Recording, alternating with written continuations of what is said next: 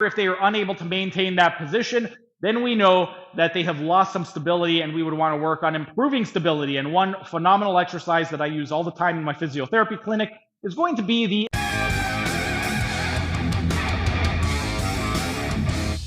Next, once we've assessed the thoracic spine, we want to take a look at the lower and middle cervical spine.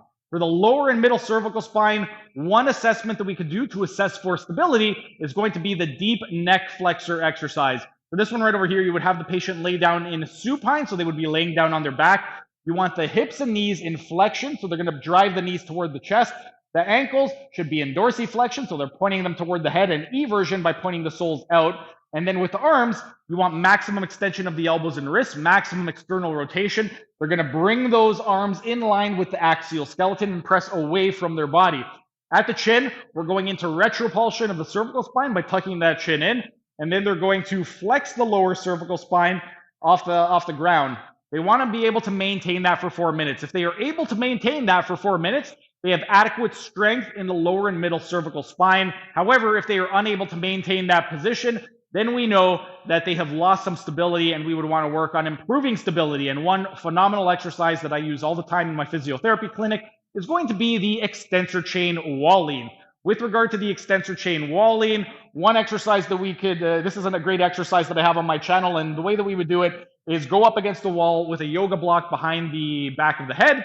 If there is no yoga block, you could use something like a towel or just have them go right up against the wall, but the yoga block is just going to make it more comfortable. And the farther away your feet are, the more difficult it's going to be. The closer your feet are to the wall, the easier it's going to be. We want to have them just stand in a nice straight position in one straight line. So from the external auditory meatus, the glenohumeral joint, the greater trochanter of the femur, lateral condyle of the femur, and the lateral malleolus of the ankle, you want to see that they maintain one straight line. They're going to lean back up against the wall, and you want to make sure that when they're leaning back, that their head, they're not going like this into flexion, because that's going to cause excessive mobility, and we want to try and create stability.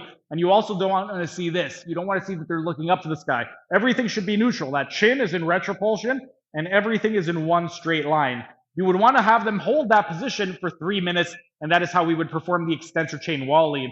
And then, if they have good mobility at the thoracic spine, good stability at the lower and middle cervical spine, then we would want to take a look to the upper cervical spine. The upper cervical spine is designed for mobility.